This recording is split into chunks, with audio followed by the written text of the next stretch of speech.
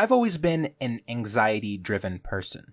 The reason I get up in the morning is because I feel so anxious I can't close my eyes anymore. The reason I eat isn't because I'm hungry, but because it makes me feel just a little bit less stressed. The reason I keep making YouTube videos is because I feel like if I ever stop, then I'll lose everything I've worked for, and I'll have nothing. I don't even leave the house often due to a number of anxiety-related reasons. I've let anxiety run my life. But at the same time, I don't feel completely powerless. I found that by doing certain activities and certain tricks, I can somewhat relieve that anxiety. And I wanted to share some of those things with others.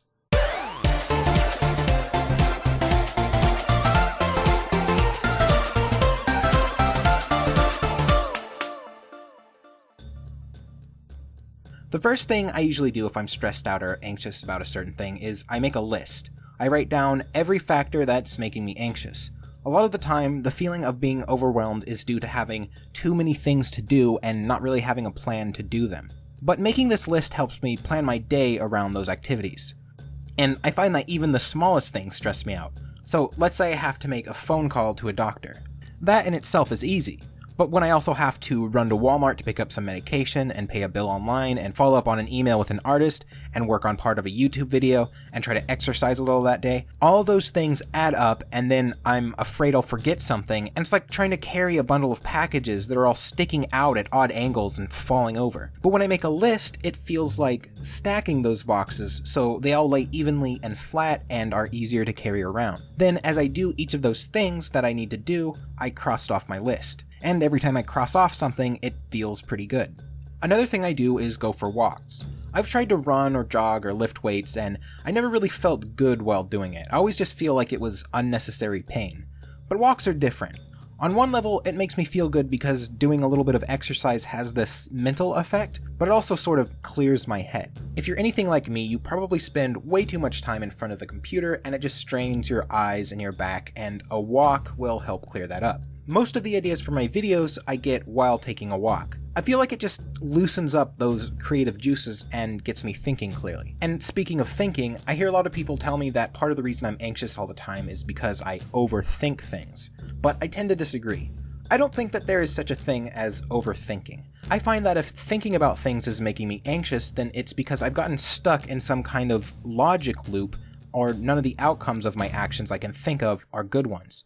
But if I stop there for fear of overthinking, then I'm stuck with those things. If instead I try to change my way of thinking about something in a way that will bring about new results and new ideas, I can then make that anxiety dissipate. This video is an example of that. Over the last few days, I've struggled to think of an idea for a video, and while that's going on, I also stress out about not putting out a video, and that becomes a cycle where being stressed is inhibiting my thinking, and more thinking is causing me to be stressed.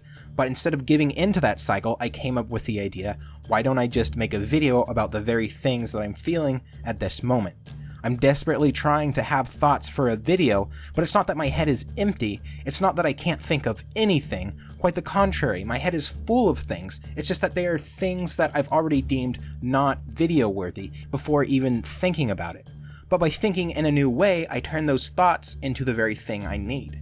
Overthinking is like a drill. You bore deeper and deeper, but only in one direction, and that direction maybe isn't the one you need to go. But you have to be aware that you're doing it so you can adjust your course. It's like dreaming. You aren't really in control of your actions in the dream until you realize that it is a dream. So in the same way, when you become overwhelmed with your thoughts, you have to step outside of yourself and almost pretend to be someone else who thinks about things in a different way. I often take on the role of a much more positive person because if I think about things in the way an optimist would, then I can discover some glimmer of hope.